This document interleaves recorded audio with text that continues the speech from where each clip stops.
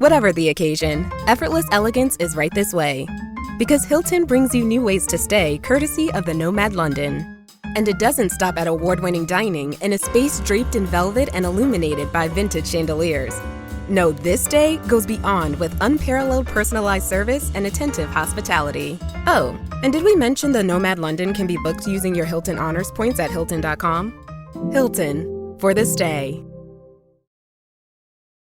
This episode is brought to you by Indeed. When your computer breaks, you don't wait for it to magically start working again. You fix the problem. So why wait to hire the people your company desperately needs? Use Indeed's sponsored jobs to hire top talent fast. And even better, you only pay for results. There's no need to wait. Speed up your hiring with a $75 sponsored job credit at Indeed.com/podcast. Terms and conditions apply.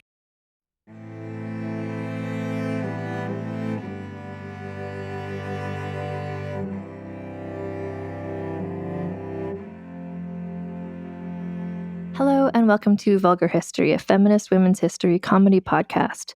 My name is Anne Foster, and this season we've been looking at people who were involved in the events of the French Revolution.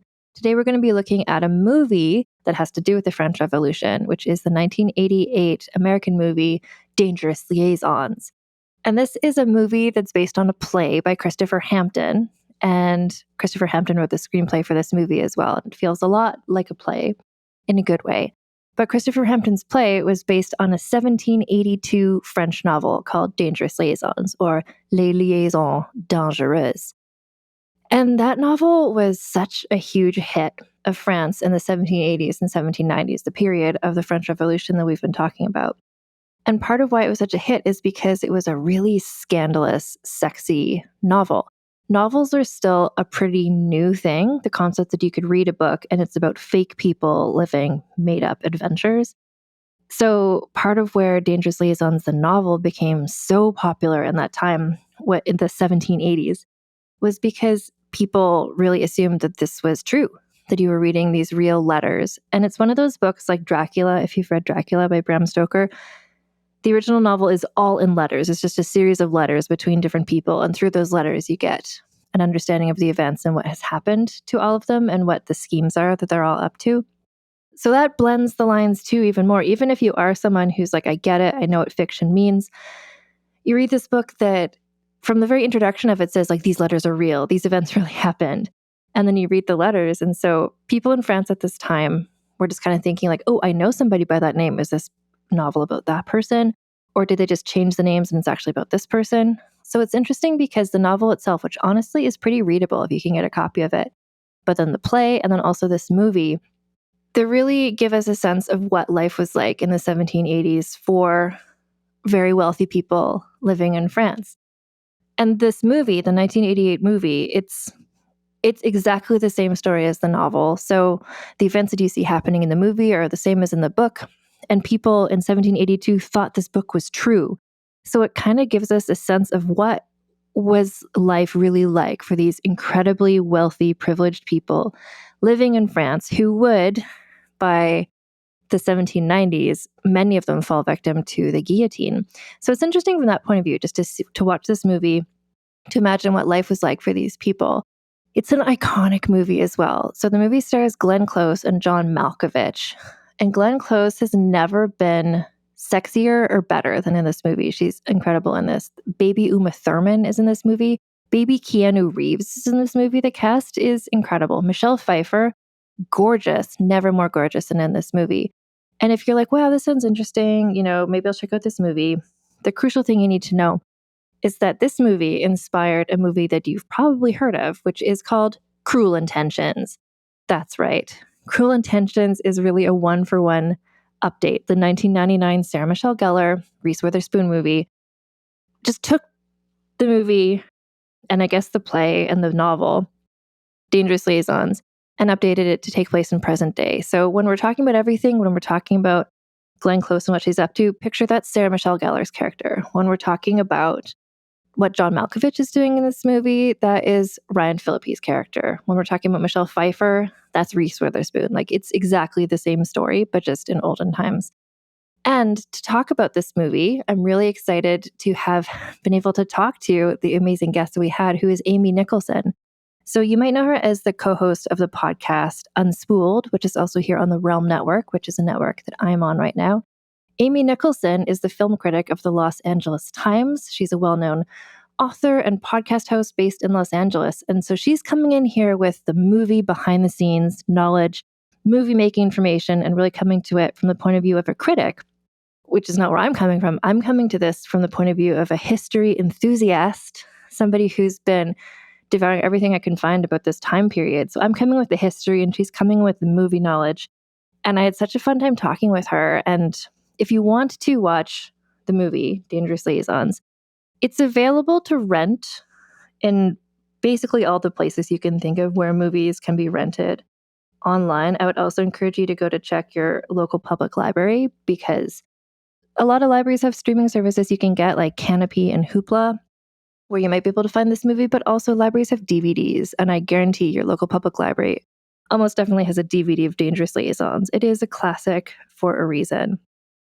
Anyway, like we talk all about the movie. If you are a person who cares about spoilers, like pause this podcast, go watch the movie, or honestly just watch Cruel Intentions and then come back and then enjoy this conversation between myself and Amy Nicholson from the Unspooled podcast.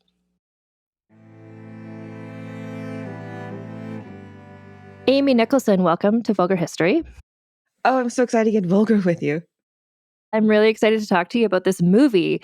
And what we're going to talk about as well is just kind of like movies and like historical movies and how that affects people's understanding of the past. And there's so much that's interesting about this story in this movie. But first, I want to ask you, because we kind of connected because you're interested in history.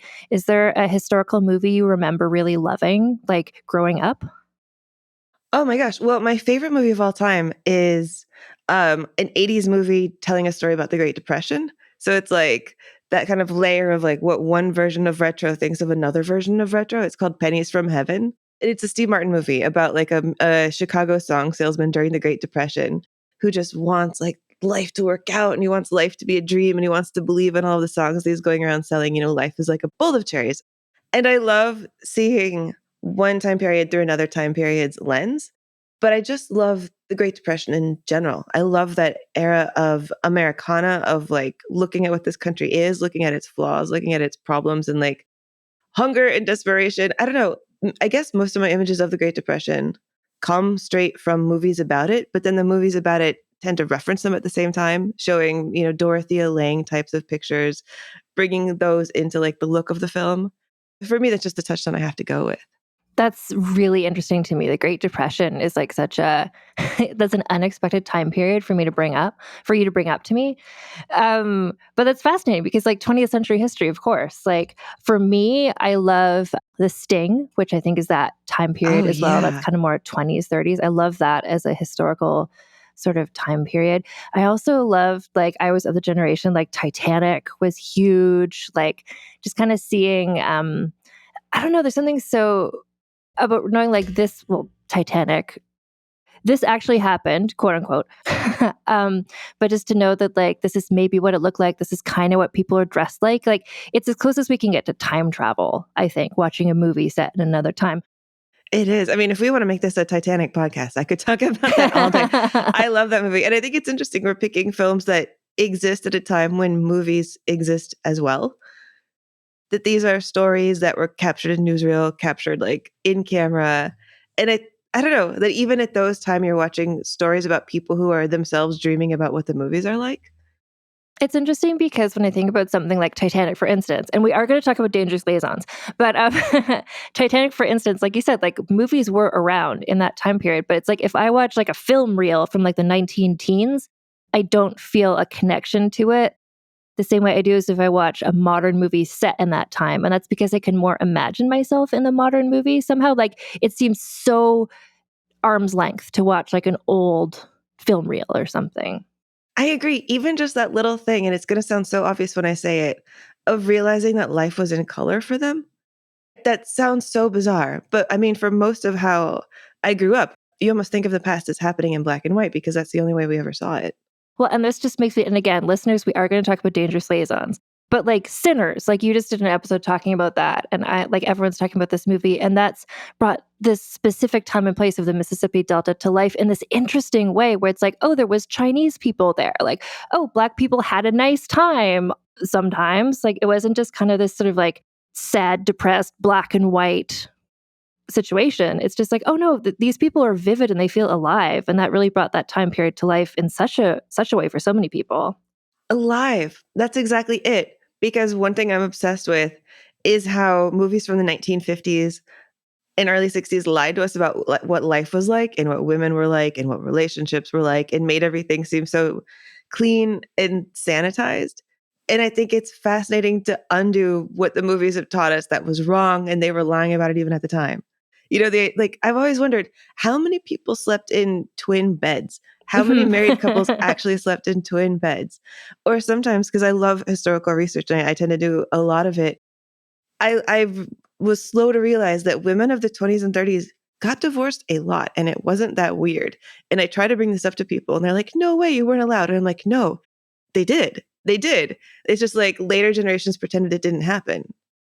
Well, and part of that is just like in my research that I've done, and I like a similar moment where I like tell people and they're like, that sounds fake. And when I was first told this, it felt fake to me as well. But so much of our understanding of so much of the past comes from movies of like the 1940s, 50s, 60s that presented like, this is what medieval times looked like. This is what the French Revolution looked like. This is what the Victorian England looked like. This is what America looks like. And it was just this very like nuclear family, white people sort of thing where it's like, no, that's what the movies wanted you to think things were like, but things were never actually like that. But now we see those representations of the past and we're like, oh, that's what it was like.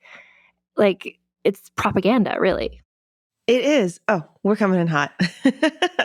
We're always coming in hot in vulgar history.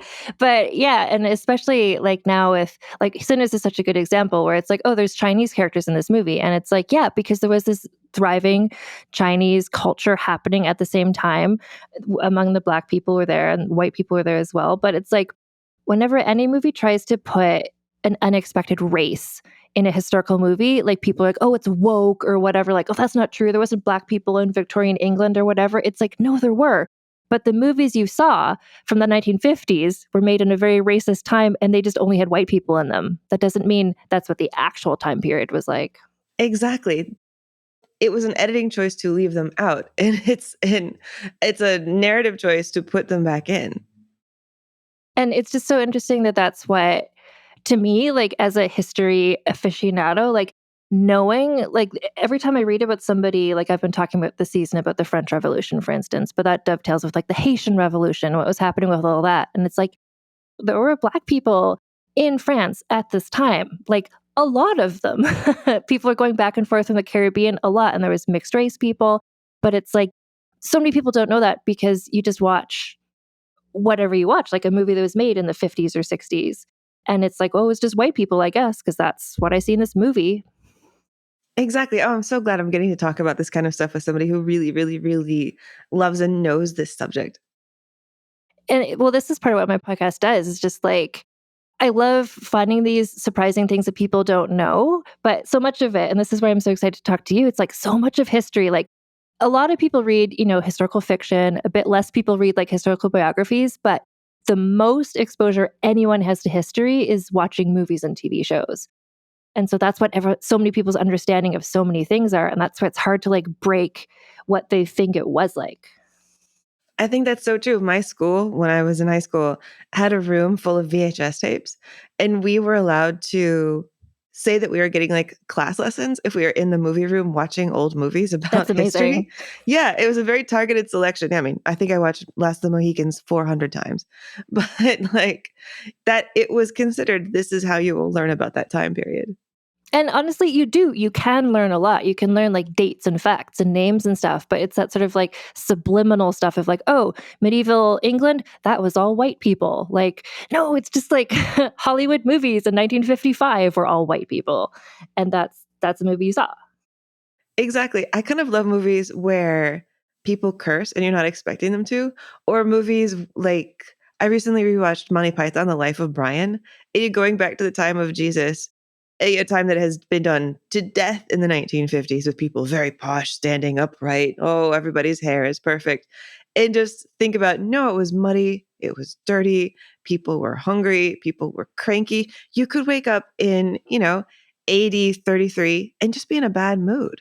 You could just be in a bad mood, right? Like, and I feel like that stuff gets left out. What I enjoy when I come across just on like Instagram or whatever, like there's some people who go back and they restore like effectively home movies from like the 1900s and the 19 teens. And because when you look at them, there's this like I don't know, the film rate, you would know this terminology better than I would, but it's sort of like the people aren't moving smoothly, like it's all kind of chopped up. But then people go back and restore them. So they're moving like the people are actually moving. And I saw this one video of just people at like, I don't know, 1907 having a snowball fight. And it's just like, these are just goofballs. Like they're walking like I would walk now, like they're moving, even though they're dressed in these ways where I imagine everyone's just posh and has perfect posture all the time. Like they're just being silly. It's like, oh, people are just people.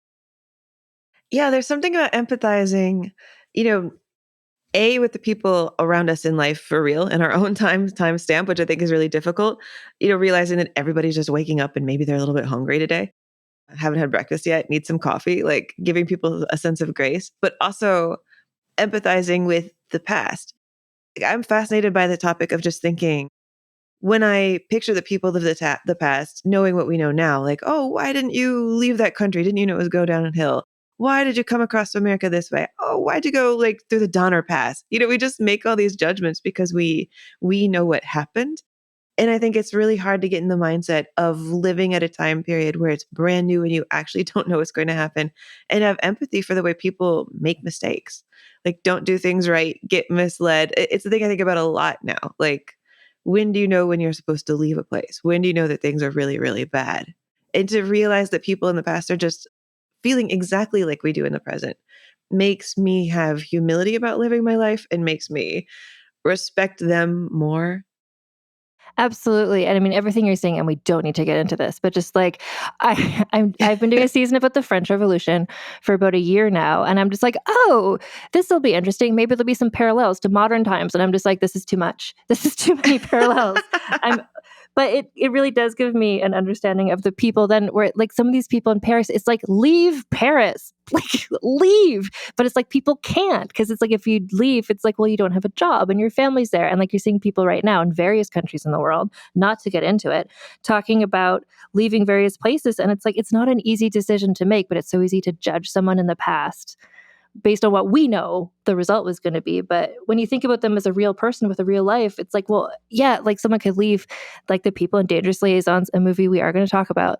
Like if you're a wealthy person in Paris and the French Revolution is starting, it's like, if you leave, you couldn't take any of your money with you. Like you would go somewhere, you don't have any skills to get a job. It's like, how could you leave? Like it's a complicated situation. Yeah, it's exactly right. And if you want a really crazy head trip, I suggest reading the Declaration of Independence. I recently reread it, and everything they're saying that they hate about King George, you're like, oh my God, it's all happening right now. Wild. It's like check, check, check, check, check, check, check. No, so it also just makes me think, like we think about people like the founding fathers, for instance, is just kind of these sort of like statue people who just like are like sort of a level above regular people. It's like, no, these are just guys figuring stuff out. Like my friend Lana always says, like they would just be Reddit answer guys. Like if the founding fathers were around right now, they would be like on Twitter or whatever. Like they were not, they were just people trying to figure it out. And it's like, they're not gods. Yeah, I think it says something about us and our simple way of thinking that we have to deify everybody into perfect people. Well, if George Washington was here, he would have all of the answers. He would know exactly what to do. Like, really? I mean, I find actually that's endearing to think about people's flaws of the past, because then it makes what they did feel more attainable. Yeah, it's not just like these, or thinking about people talk about ancient Rome or something where it's like, oh, these people, they were these geniuses. It's like, no, they were just people like writing some theses, like just kind of figuring some stuff out. Like they didn't have it figured out. Rome fell eventually. Like they clearly didn't have it all figured out. Yeah, I think if anything, what we're seeing is human nature is cyclical because we don't change. We're really just the same people that we have always been. And I don't know how far that even goes back to. Are we basically exactly the same as we were 5,000 years ago? 100,000 years ago? Are we basically the same as caveman? How different are we really? Because it doesn't seem like we learn anything. I used to always wonder how a dark age started. I was like, what's wrong with those people? How would you unlearn things you know? I don't even get that. And then to see what I always imagined to be a slow process happen in fast time, you're like, oh, right, right. This is just how people think. This is just how people get when they're in a giant group. It's crazy. So Dangerous Liaisons, we are going to talk about. I want to just like throw out some facts to you first, because I was watching this movie. So it's from 1988, I believe. Yeah, 1988, directed by Stephen Frears. Is that how you say that? Do you know this director? Yeah. He's great. He did like The Grifters. He did The Queen. Oh, okay, yeah. So Stephen Frears. So just like he's a guy who, skilled director. Anyway, he directed this movie, Dangerous Liaisons, which is based on a play. And the screenplay of the movie was written by Christopher Hampton, who wrote a play in 1985. The play was based on a book, Les Liaisons Dangereuses, by Pierre Choderlos de Laclos, which was first published in 1782.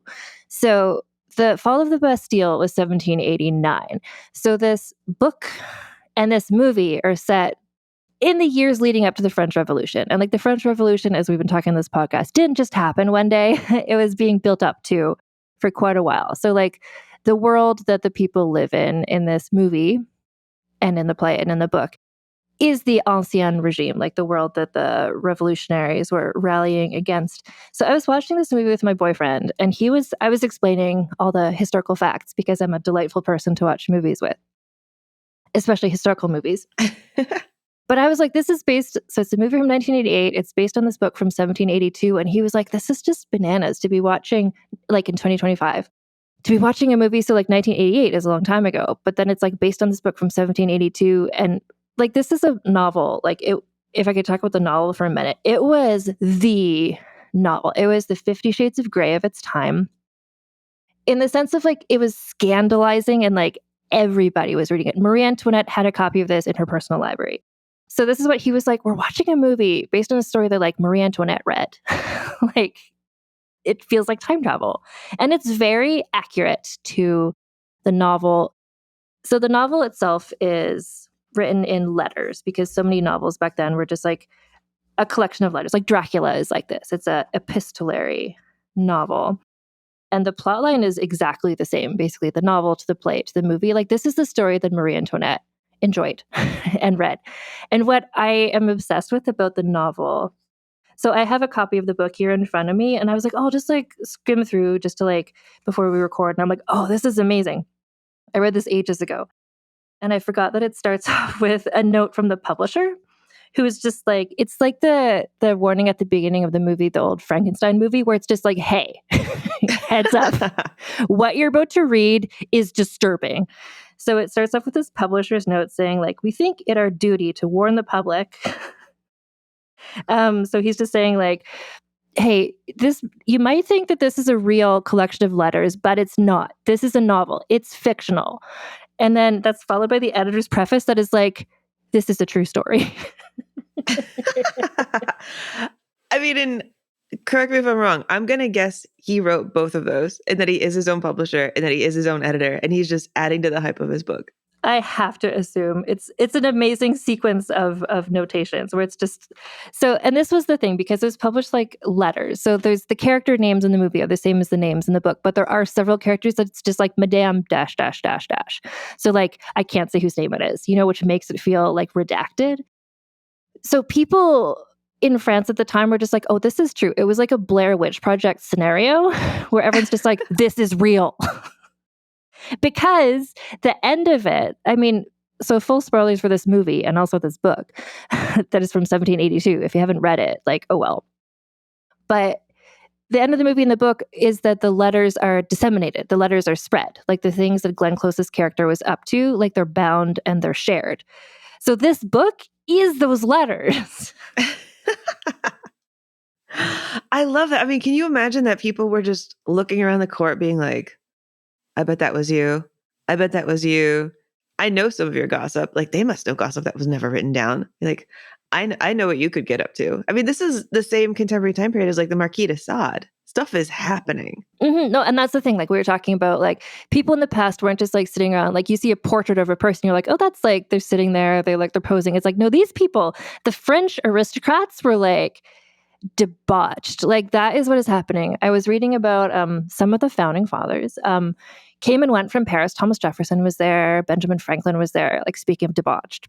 Governor Morris was another founding father, and he went over and he was just like, oh my God, like these people, he's like, and he's Governor Morris is a person who has lots of scandals attached to him as well, but in America, but he went over to France and he was just like, like this is too much. Like, everyone's having affairs. Like, you get married and it's entirely just like for the land or for the inheritance or whatever, but like women are having affairs, men are having affairs. He was just, and this is his letters. This is like actually what he was seeing. And he's like a pretty sexually adventurous American person. And he's like, this is a lot for even me. So the fact that people in France, when this book came out, were like, this is true. It's like, it probably was. They probably knew someone who had done something similar to this. And so watching this movie and seeing the things they do and knowing that people at the time were like, we believe this. It's like, okay, this is what people were like, I guess. I love that. I mean, even like the name of Glenn Close's character, Madame de Montreal, that was a woman, like that name was a name that somebody had at the time. And it wasn't just like any random woman. She was the Marquis de Sade's mother-in-law. Mm-hmm. Like, the Glenn Close character has that same name as the Marquis de Sade's mother-in-law, who was very involved with a lot of his attacks on women. She had to protect the family, all of that. So he would bring a bunch of servants over to the house, rape them, whip them, beat them, cut them, do many horrible things to them. And then she would pay the women off, get them arrested, even to be like, these women are the problem, like send them away, do whatever she could to keep her family name clear, until he kept just taking women to her mansions and like disrespecting her daughter. And she finally snapped and like got him arrested. Then her daughter took him back. All this other stuff happened. But like, this Madame de Montreal was just way too up in everybody's business, way too involved in bribing witnesses, and really showing in her case like how much sex and power and money go together at this time. And also I want to emphasize, and this has come up a lot in the episodes I've done so far, how much women were hated in France at this time. Like, women were, like, we see this with how Marie Antoinette became sort of the scapegoat for the entirety of the last like 300 years of French aristocracy. But like, women were detested. Like, Rousseau is the most popular philosopher, and his whole thing was just like, women should stay home, they shouldn't be educated, they should just bear children, and that's it. So it's like, women were like people you see in this movie, like Glenn Close's character, like she's having a very adventurous sex life, and she can because she's a widow, like because people don't really pay as much attention to her as they would to someone like in the movie, like Uma Thurman's character Cecile, who's this young marriageable age person. But like, people were having affairs with women, like Marquis de Sade. You're just saying like women were involved in that, but then they were always blamed. So like that, I think that this movie demonstrates that culture very well. Well, thank God we don't do that anymore. I know, right? Whew, that's one thing that's changed. We really learned. I mean, I think even that publisher's note was like, these people are so awful, it's impossible to imagine they could have ever lived in our age. You're like, yeah, sure, But I think like Laclos himself was, and it's, it's hard to look back on anybody coming from any time period to be like, he was definitely a feminist, but he, and as a counterpoint to Rousseau, like he wrote pamphlets on like why women deserve an education.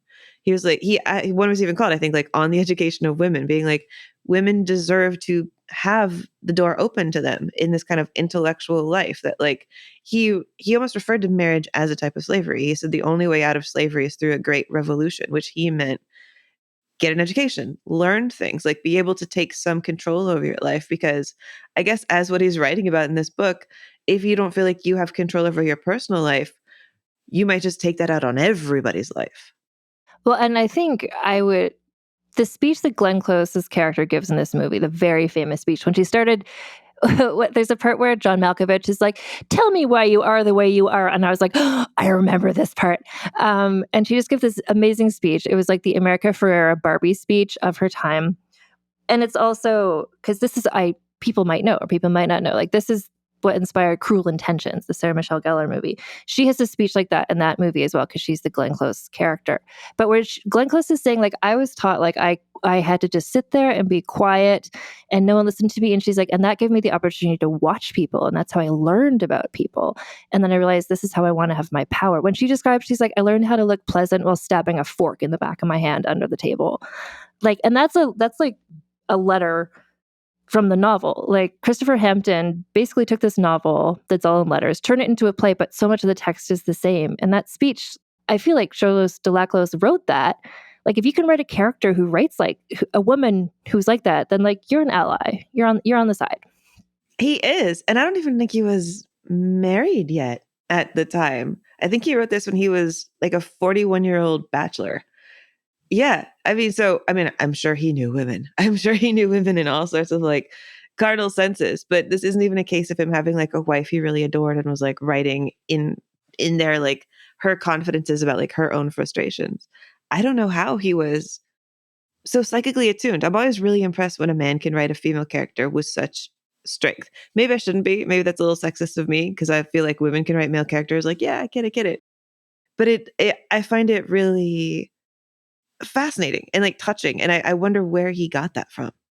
It's such a good, interesting, like that, the letter in the book and then her speech in this movie. Like it's such a good, interesting speech. And just in terms of like what women were like in this time period, like most of the words from that are from this novel that was written by a man at this time. So like when we read about women who in this time period who were just going, oh, they just got married and they just kind of like ran a household and whatever. It's like, no, they had dreams, they had goals. Like if what your world is so constrained, it's like all you can do is marry as best as you can, raise children, have a household. It's like, well, I'm going to do that the best I can. Like I'm going to run it like a CEO. Like there was women who were like that because that's what she is like. I mean, she's also, I love this character. I think this is one of my favorite characters from all of film. Glenn Close in this movie, she's just so deliciously evil and she has so much fun doing it. And I think that speech where she just sort of explains when he's like, why are you this like psychopathic person? And she's like, well, society made me that way. And I'm like, relatable. Yeah. Yeah, she's like, women are obliged to be more skillful than men. You could ruin us with a few words, and they can't fight back. Is how she's saying it, and she's right. I have to admit, I know Cruel Intentions so much better than this movie. Like, Cruel Intentions is definitely a movie that I have seen like 7,000 times. Have you seen Cruel Intentions? Oh yes, yes.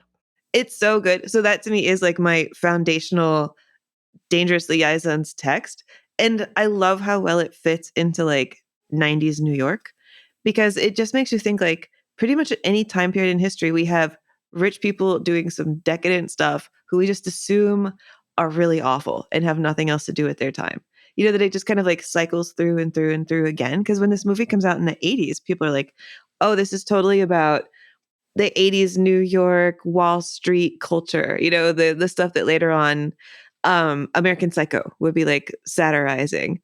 And now I'm thinking, oh, this makes me think of like all those free love people in the Bay who are like, inventing their types of like polygamous relationships and telling everybody how to live and what men and women's like real roles in the household should be. And it's just fascinating how we just imagine that the people at the top are telling us how to live and that they've invented like a new system of what freedom feels like. And they're just bored. And they're like just bored. The main thing in this movie, and also in Cruel Intentions, it's just like they're bored. So all they can do is just mess up other people's lives because they have nothing. Like so not Cruel Intentions, Dangerous Liaisons, the movie. It starts off with this lengthy toilette sequence of Glenn Close's character and John Malkovich's character, who we will talk about as well. And just all the people around them and how they're like having their hair powdered and they're having their makeup put on and like and the toilet, like I've read about, this was actually helpful to me watching this movie because I read about the toilet of like Marie Antoinette and stuff and how it was such a thing and it was so public. I'm like, oh, this is what that would look like maybe. But Glenn Close and John Malkovich, it's just like, so, you know, every day they wake up and then they have this, 45-minute, 3-hour, like getting ready for the day. It's just like, they don't have a phone. They can't scroll. Like they're just like, all they can do is just think about who's around them and whose lives can they ruin and who can they seduce. It's just like you have nothing. Like you're so rich and your life is just empty. And I think that like the movie sets it up right from the beginning with that montage of them getting ready. I love that opening sequence because you really become aware of how much work it takes to be them, which is the question I have in so many historical things, especially like the Jane Austen books of the world, that when they redo those, it's like, how did you get your hair so perfect though? Like, why do you have all those tiny little ringlets?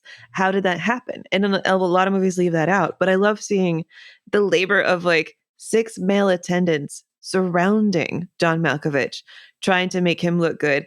And you start thinking like, oh, there's nothing natural about Glenn Close's pretty privilege. Like her pretty privilege is other people working on her every day to make her look good. Mm-hmm.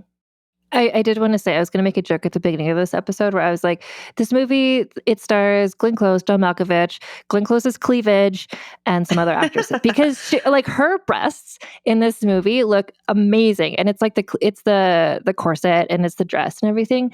But how many times do other characters just nestle themselves in her bosom?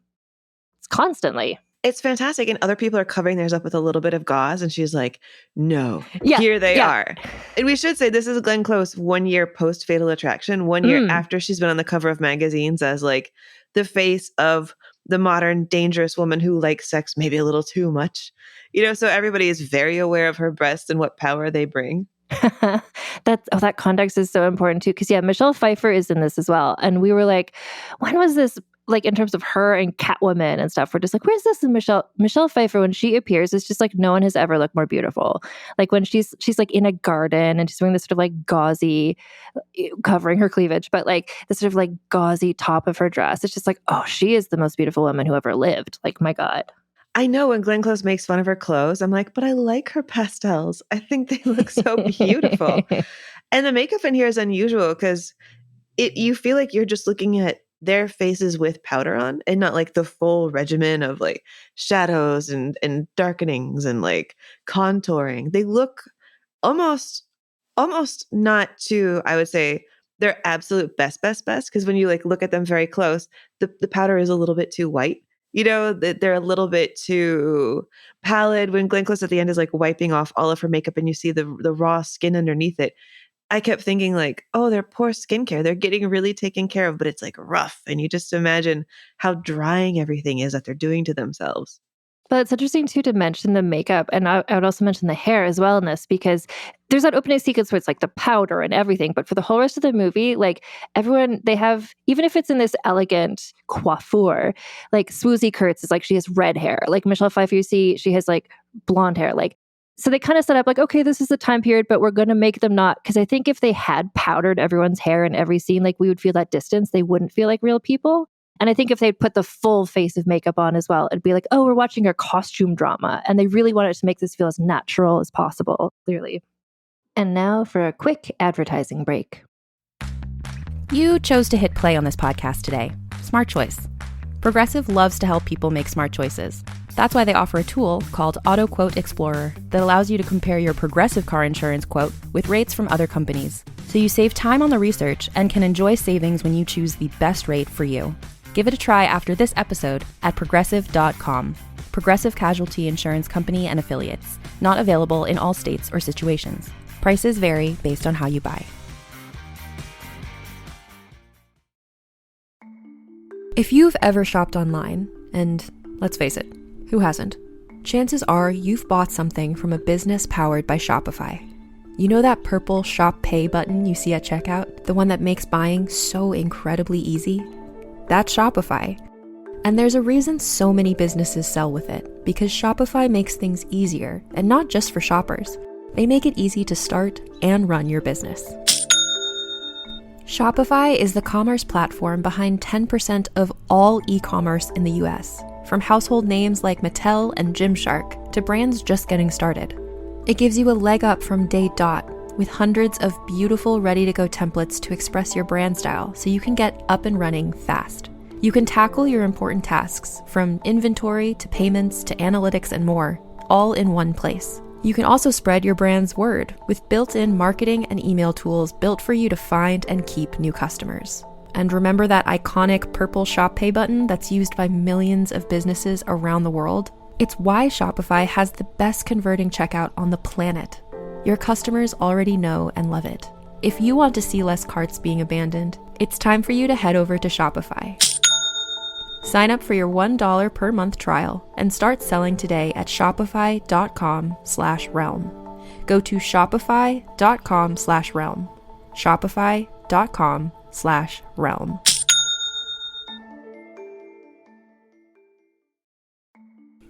I love a multi-use beauty product, like an eye/cheek/lipstick It makes a full face so much easier, plus you only need to bring one product along for touch-ups.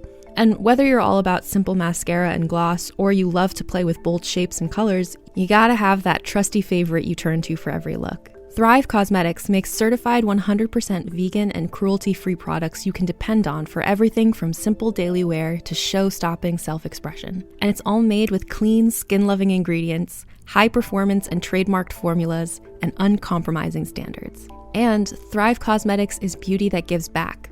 For every product purchased, they make a donation towards 8 major causes, including social justice organizations and those impacted by cancer and homelessness. It feels good knowing that when I purchase a product, I'm also able to give back to causes that matter to me. And one product I love from Thrive Causemetics is the Brilliant Eye Brightener. Like I said, I love a product that can have multiple uses, and the Brilliant Eye Brightener is just that. It's an eyeshadow and highlighter stick that's super blendable, and I'm slowly but surely stocking up on the 31 shades that it comes in.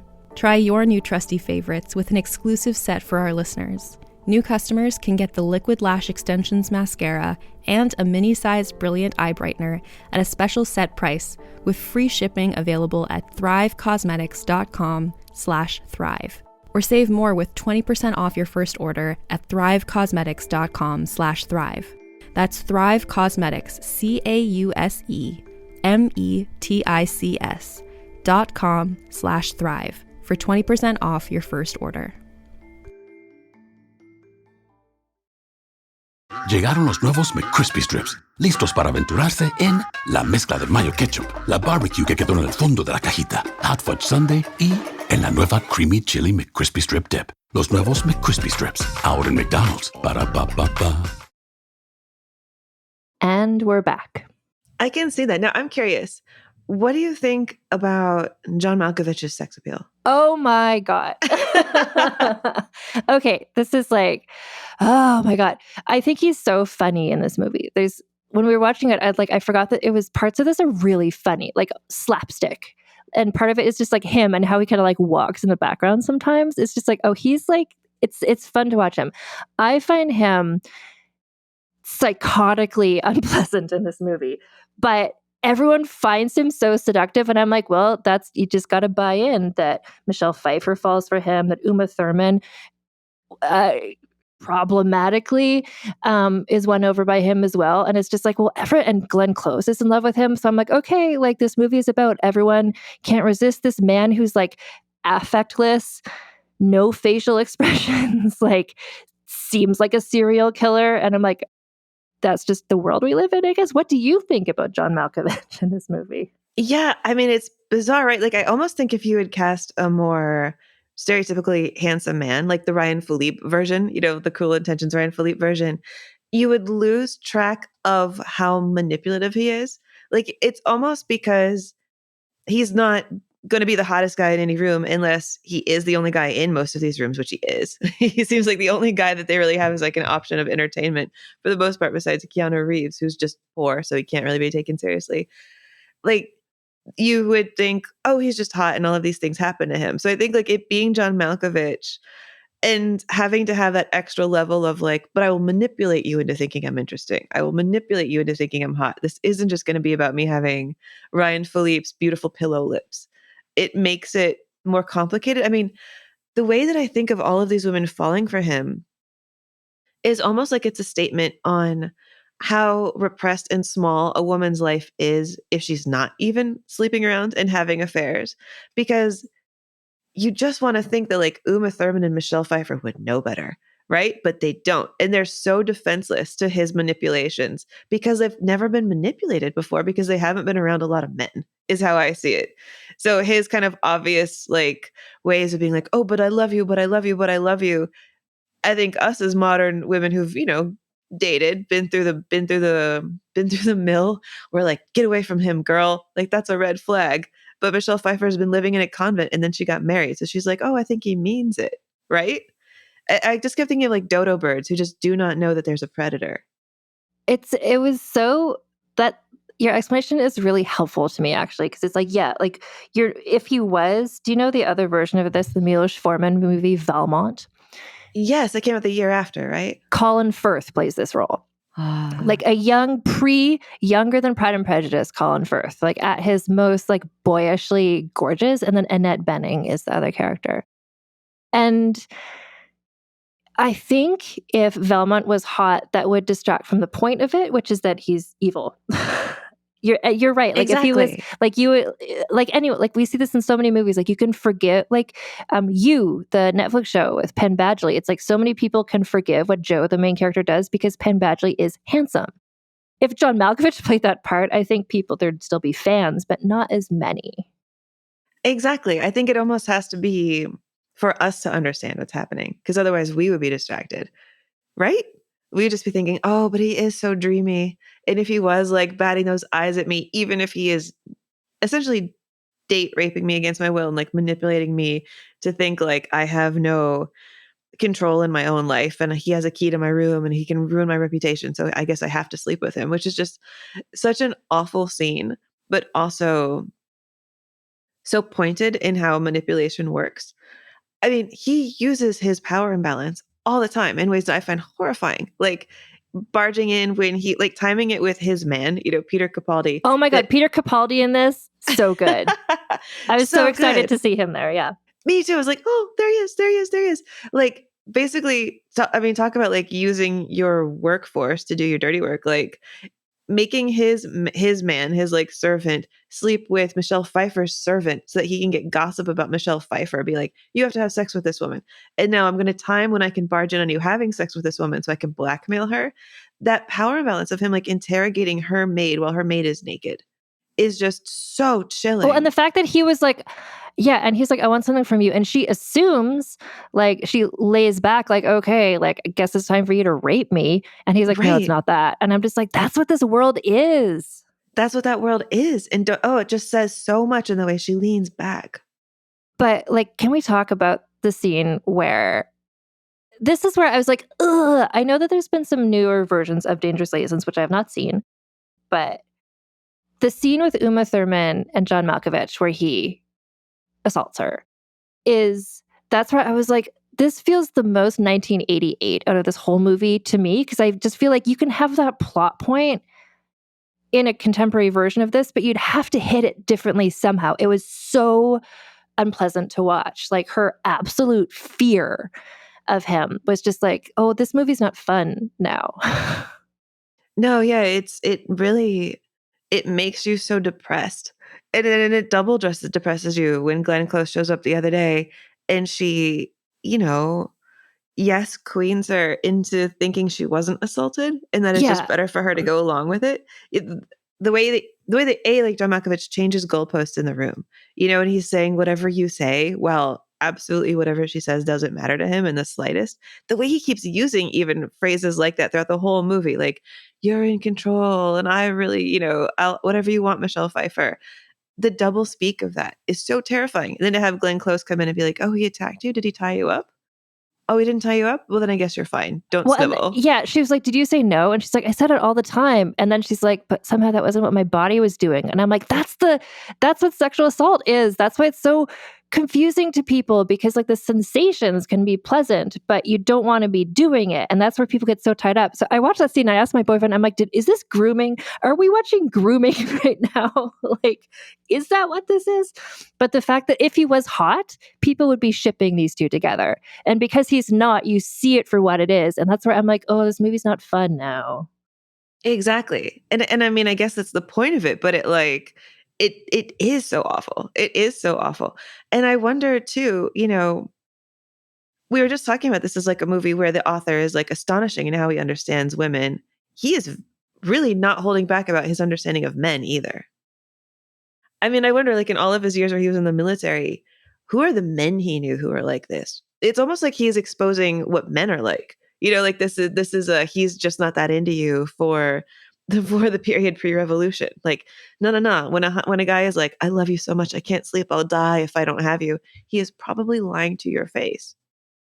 Well, that's what I wonder. Like, this book was so popular at the time, and largely it was because it was so scandalous and like, is this true or whatever? But also maybe this is giving that cautionary tale. Like if you're a young woman who just left a comment or you're in a convent, this book is just like, oh, this is how seduction, how like a rake might approach you. And this is why you shouldn't give into it. And this is what it looks like. It's almost like helping you out a little bit. Yeah. I mean, I wonder if maybe this saved lives too.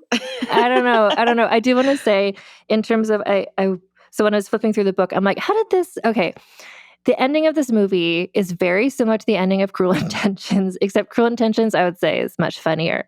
When everyone's just like shaking their heads like, no. And the slow motion, the guy, he finds her cross necklace with the cocaine. And he's like, And everyone's just shaking their head at Sarah Michelle. When I first saw that, when Cruel Intentions first came into the theater, I was like, this is such a bad ending. But now I enjoy the campiness of it. Yeah, I guess it says like, if all you have in this world anyway is your reputation, that's like the only thing they can take away from her. Yeah, and that's what we see in this movie, which is she goes to the opera and everyone, they're not shaking their heads like, but basically they are. They're just like, we know how shitty you are now. So like, you're ostracized from all of society.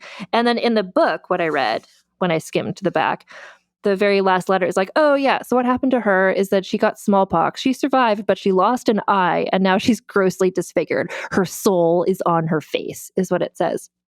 And I was like, wait a minute. I read that before. And that was in an interview with Glenn Close about this movie, where the end of this movie is she's wiping off her makeup. And she said the director told her, okay, what I want you to do, Glenn, is your soul is on your face. I want you to act that, not with having prosthetics. And she's like, oh, I can do that. And she does. Like, and she does. Yeah. How has she never won her Oscar? It's getting ridiculous at this point. Oh my God. It's like, how did she not win it for, I don't know. I didn't look up. But like for this movie, this performance is so good. She's so good in this movie. And just like so the final act of this, and this is where I love it in Cruel Intentions as well. And this is where I just feel like it's such a good story that Choderlos de Laclos has put together, where Valmont he's so damaged as a person just from living this like debauched life. He doesn't realize that he's in love with Michelle Pfeiffer. But Glenn Close notices it and understands it. And so then she manipulates him into breaking up with her in the cruelest manner possible. But he doesn't, I just find it so heartbreaking that he doesn't realize he's in love, but she does. It's such a good twist where he's this awful character and he's so divorced from his emotions. And Ryan Philby has the same thing in Cruel Intentions, where he's in love, but he doesn't know that that's what this feeling is. And I find that really compelling.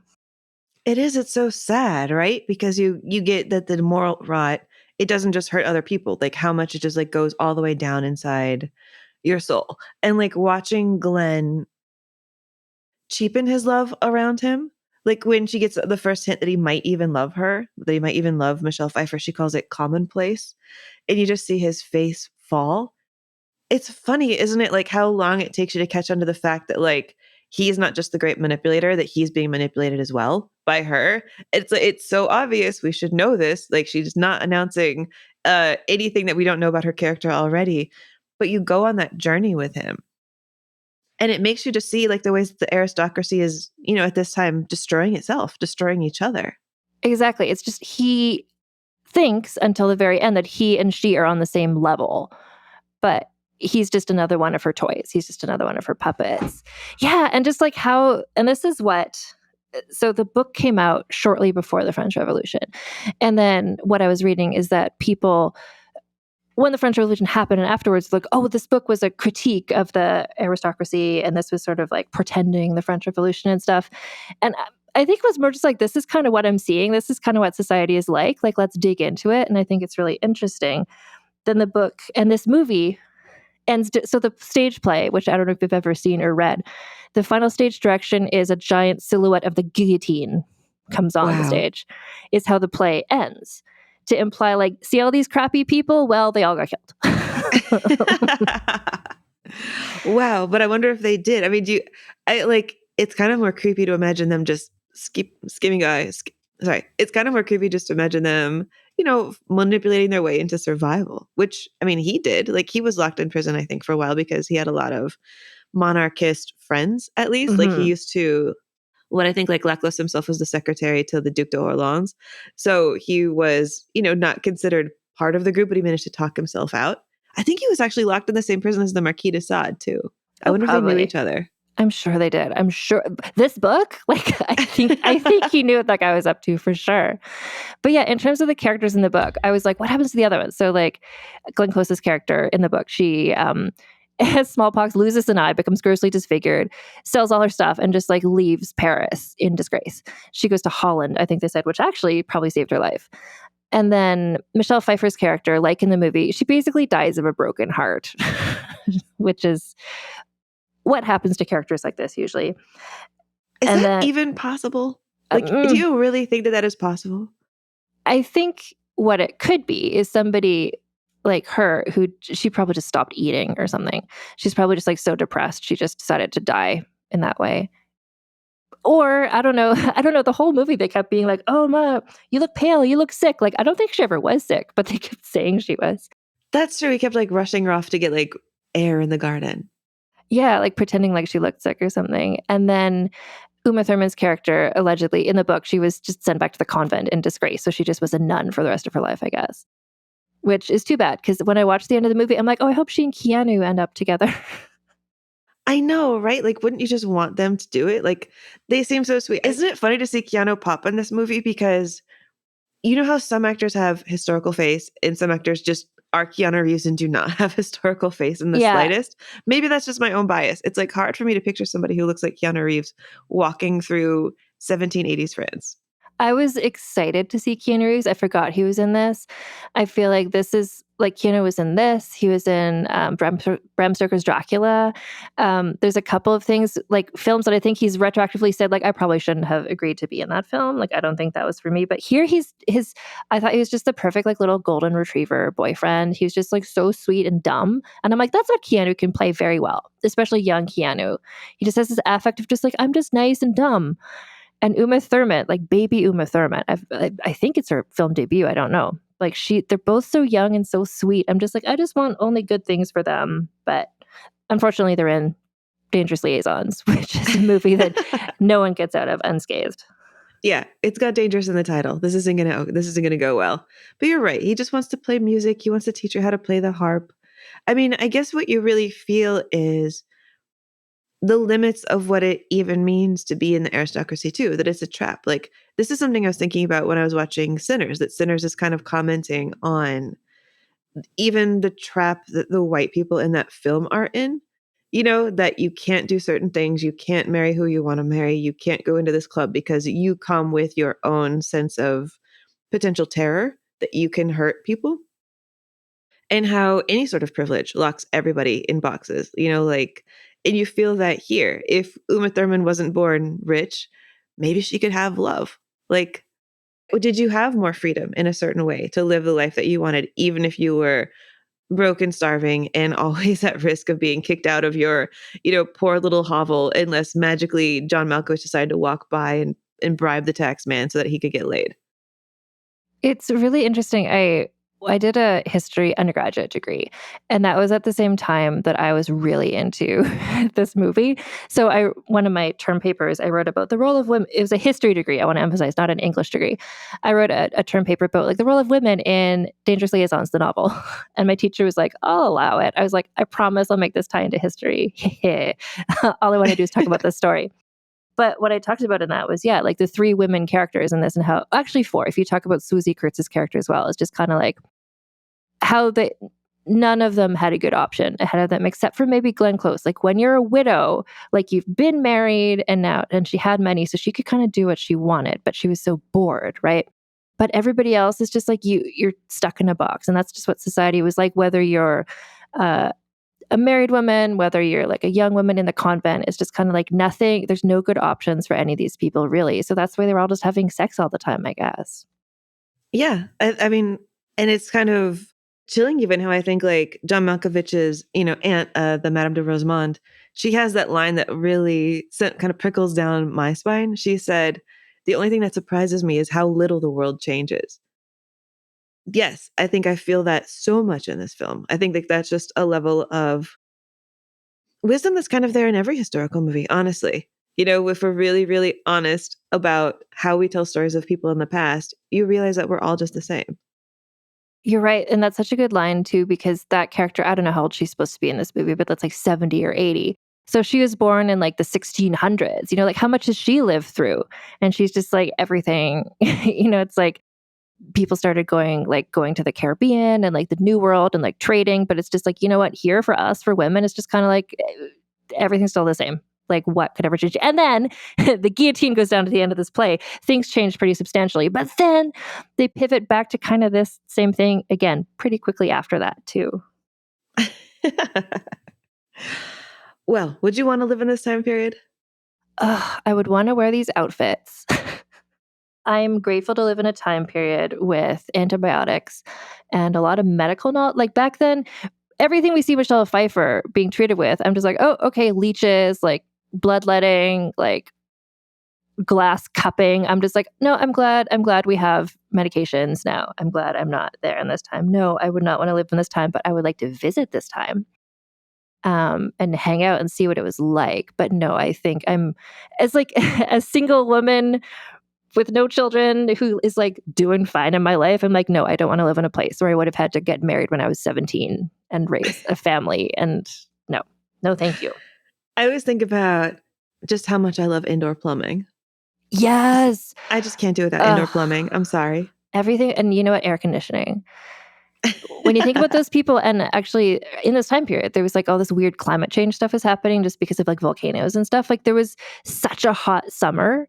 And if you see all the layers they're all wearing, just like, of course, Michelle Pfeiffer is faint all the time. It would have been super hot and really unpleasant. Oh my gosh, if you had to be tied up in that corset by your 6 handlers and you're wearing like corset on corset, as we can see, like when he unbuttons a little bit of her top corset, and then you have to walk around and like you have nothing to do but gossip all day. Yeah. And just the weight of those skirts and your wigs and everything. No, I think we're both, I'd like to visit, but not stay there.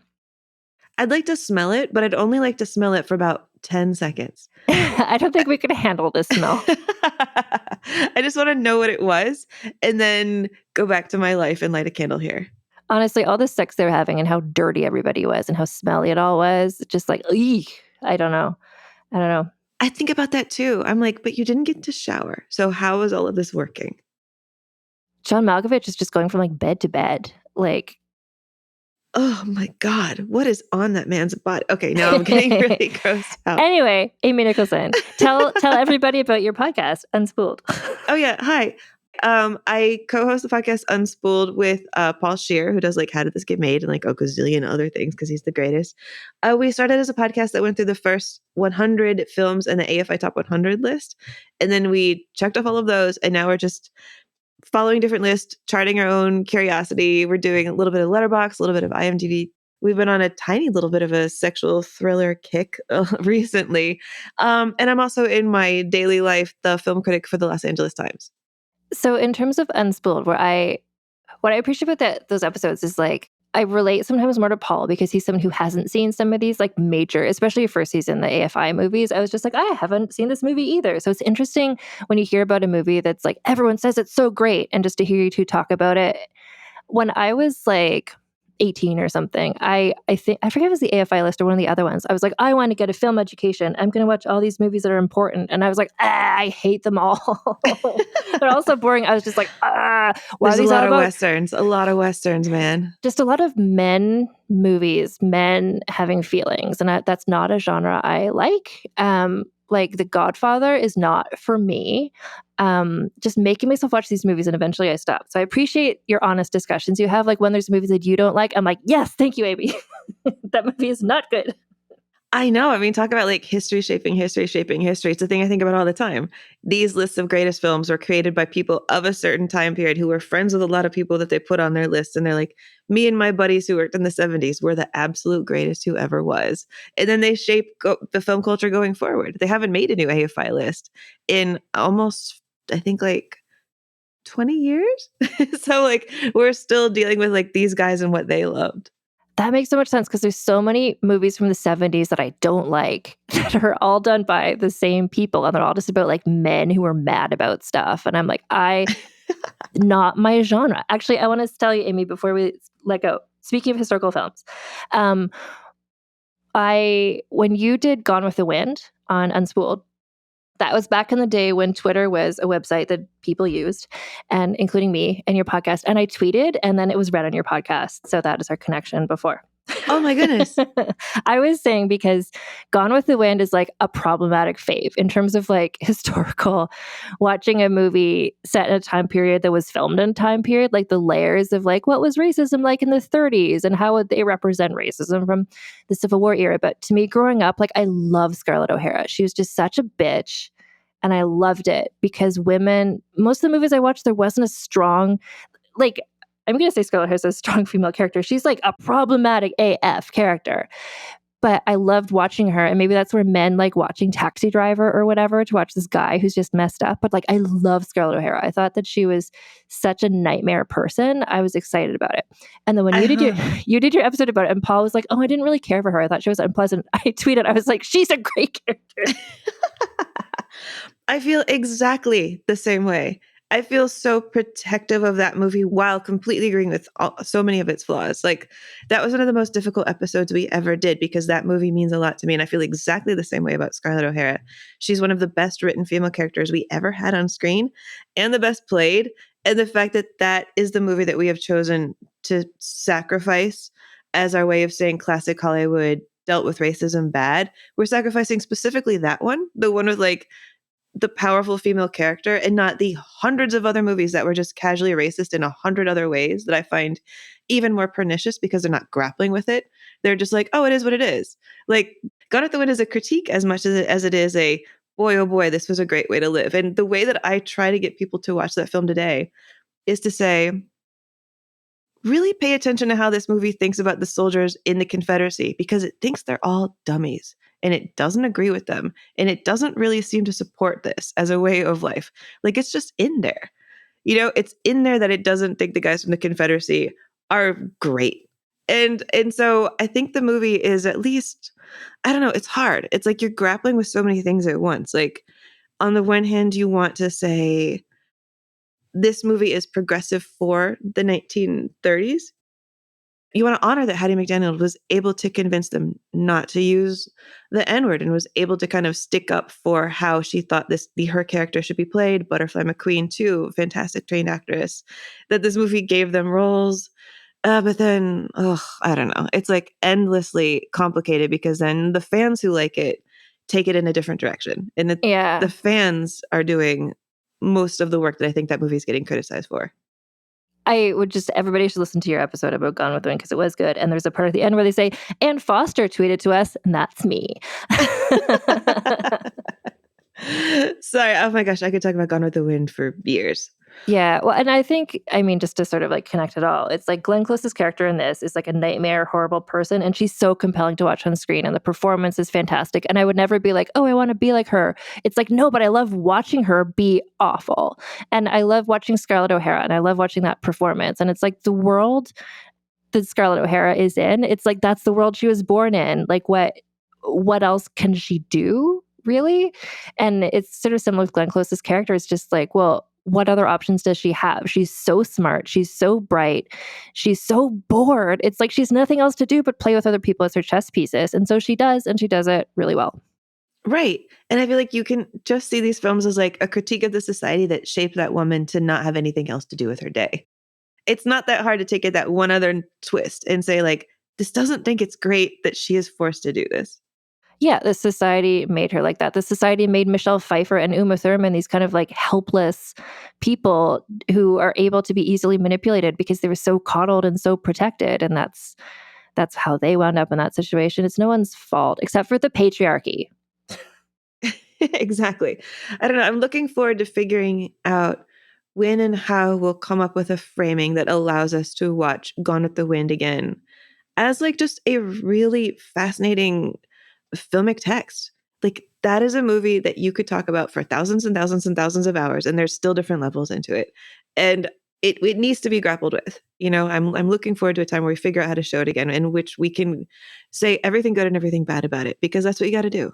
Yeah, it's just, there's so much to talk about. Again, everybody should listen to your episode about that because you do get into a lot of issues, and I really appreciate it, the nuance of it, because it's such a complicated thing. But I will say that one of the things that Scarlett O'Hara does in that movie, it's just like her life is like, so much is going wrong. And she's like, tomorrow is another day. And I think that sometimes to myself to motivate myself. So she's inspirational too. she's She racist is. AF and a character. I know there's a Yeah. lot to say. Yeah. Anyway, Amy, thank you so much for taking the time to talk with me about this. This was such a fun conversation.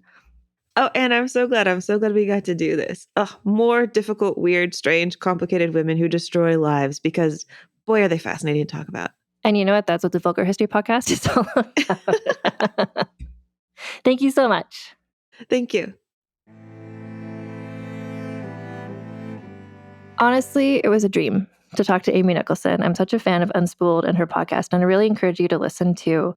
It's a sort of fun podcast, Unspooled, because, well, it's a great podcast. But what's fun to me about it when I'm trying to choose which episode to listen to, sometimes I go through and I'm like, I want to see what they have to say about a movie that I know really well, like Pretty Woman, or they just did an episode about Basic Instinct. It's really interesting to see them, Amy Nicholson and her co-host Paul Scheer, they take the movies seriously, which is what I try to do in this podcast with people from history, where they look at a movie like Pretty Woman, which often is just kind of like dismissed or just thought like, oh, that's kind of light and funny, but they take it seriously, like Basic Instinct. They view it, they look at it from a scholarly sort of point of view, and I really appreciate it. But also they have fun. It's a fun podcast. You should listen to it, especially if you listen to the Gone with the Wind episode where you hear them say my name, because I wrote in about that one. Anyway, my news, if you haven't heard yet, is that I have a book that I've written, that I've edited, that is coming out next year. It's being published in February 2026 in Canada and the US. TBD information about when and where and how it will be published in other countries, but rest assured, me and myself and the team and the editors, we're all working on figuring that out for you, and I'll let you know when I have the information. And I'll also let you know when I have information about the audiobook, which I hope to be narrating myself. Fingers crossed. Anyway, my book is called Rebel of the Regency, the Scandalous Saga of Caroline of Brunswick, Britain's Uncrowned Queen. It is a funny, nonfiction biography about a woman who lived during the exact same time period as Dangerous Liaisons, as during the French Revolution era. And you can get information about the book, including where to order it, at rebeloftheregency.com, which is a website that I made up to give you information. And if you can pre-order it from your local independent bookstore or from online vendors as well. And if you do pre-order a copy of the book, you still have to wait 9 months to read the book, but you get a little treat. And the treat that you can get, there's information about it at rebeloftheregency.com, but you can get a Caroline of Brunswick paper doll drawn by Siobhan Gallagher, which is the cutest thing I've maybe ever seen. And you can only see what it looks like when you buy the book, and share your receipt with me at rebeloftheregency.com. Also there, I'm also offering people a year's free membership to my Patreon and or to my Substack. When you show me a picture of your receipt, just like pre-order the book. I've been so excited to share this whole journey with you, and I'm excited that now we're at a part where you get to do stuff, which is to order the book. Or if you prefer to read books from the library, start bothering your local public library. Bug them to order this book. You know who's ordered this book? Saskatoon Public Library. Why? Because I live here and I work for the library, and they're really nice there. Anyway, so rebeloftheregency.com, get all the information about my book that is coming out. And the other thing I want to mention to you as well is that we do have a advertising brand partner who is Common Era Jewelry, which is a small woman-owned business that makes beautiful heirloom jewelry inspired by difficult women and from the past and from mythology. I feel like Glenn Close's character, her vibes in Dangerous Liaisons are the vibes of a lot of the people you can get on jewelry from Common Era. I'm talking about Livia from ancient Rome, Agrippina also from ancient Rome. They were both they had a strong Glenn Close type vibe, I think. And so Common Era makes beautiful jewelry both in solid gold as well as in gold vermeil, which is a bit more affordable. And if you want to buy something from them, including their recent Zodiac collection, you can get 15% of your order from Common Era by using code VULGAR at checkout. So go to commonera.com/vulgar or use code VULGAR at checkout. Next week, actually, I should say, errata. I had previously said that this week we were going to be talking about an American founding father in Paris and all of his sex scandals. We're actually going to be talking about that in a bit. Today was a surprise other episode. Next week, I'm going to be talking with another podcast host about a zillion, well, technically like 800 women from history. And I'm really excited to tell you about that. And so we're going to be taking Dangerous Liaisons, kind of like puts a cap on this chapter of the French Revolution saga. We're going to do some other people I've been dying to talk to and topics I want to talk about, especially we're going to get into some Pride content coming up in June. And then we're going to jump back into it in July with some more French Revolution content. Anyway, thank you so much for listening to Vulgar History, and keep your pants on and your tits out. Vulgar History is researched, scripted, and hosted by Ann Foster. That's me. Editor is Christina Lumagi. Theme music is by the Severn Duo. Transcripts of this podcast are available at vulgarhistory.com by Aveline Malik. You can get early, ad-free episodes of Vulgar History by becoming a paid member of our Patreon for as low as $1 a month at patreon.com/AnnFosterWriter. Vulgar History merchandise is available at vulgarhistory.com/store for Americans and for everyone else at vulgarhistory.redbubble.com. Follow us on social media at Vulgar History Pod and get in touch with me via email at vulgarhistorypod@gmail.com. The Old West is an iconic period of American history and full of legendary figures whose names still resonate today, like Jesse James, Billy the Kid, and Butch and Sundance, Sitting Bull, Crazy Horse, and Geronimo, Wyatt Earp, Bat Masterson, and Bass Reeves, Buffalo Bill Cody, Wild Bill Hickok, the Texas Rangers, and many more. Hear all their stories on the Legends of the Old West podcast. We'll take you to Tombstone, Deadwood, and Dodge City, to the plains, mountains, and deserts for battles between the U.S. Army and Native American warriors, to dark corners for the disaster of the Donner Party, and shining summits for achievements like the Transcontinental Railroad. We'll go back to the earliest days of explorers and mountain men, and head up through notorious Pinkerton agents and gunmen like Tom Horn. Every episode features narrative writing and cinematic music, and there are hundreds of episodes available to binge. I'm Chris Wimmer. Find Legends of the Old West wherever you're listening now. Can you actually change your personality if you want to? How does peer pressure work, and why is it so powerful? Should you ever really trust your gut when you make a big decision? These are just a few of the topics we've recently covered on my podcast, Something You Should Know. I'm the host, Mike Carruthers, and each episode of Something You Should Know covers multiple topics that are likely relevant to you. You'll discover things you can use in your life today, right now, like how to have a great conversation, how to be more courageous, the anatomy of the perfect apology, and much, much more. To date, there are over 1,000 episodes of Something You Should Know, and we've gotten over 4,000 mostly 5-star reviews. I invite you to check out Something You Should Know. Look for the bright yellow light bulb on the blue background. Something You Should Know, wherever you listen to podcasts. Welcome to Gotham, Jimmy. It's not as bad as it looks. DC and Realm present. Our vigilante, or Batman, as he's called, possesses extraordinary physical skill. DC High Volume Batman. Fear. I have to make them afraid. I shall become a bat. Look there. What the hell? The Dark Knight's definitive DC Comics stories. He's got a motorcycle. Get after him or I'll have you shot. Take him down. Adapted directly for audio for the very first time. Thinks he's a damn Robin Hood. He dies. Looks like it's just you and me now, Phil Cooney. Hit the floodlight. It's showtime. New episodes every Wednesday. Follow and listen wherever you get your podcasts. Batman hasn't attacked anybody. What do you mean, blow up the building?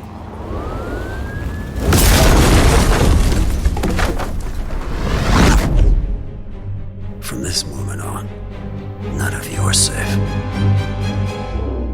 DC High Volume, Batman. Available now.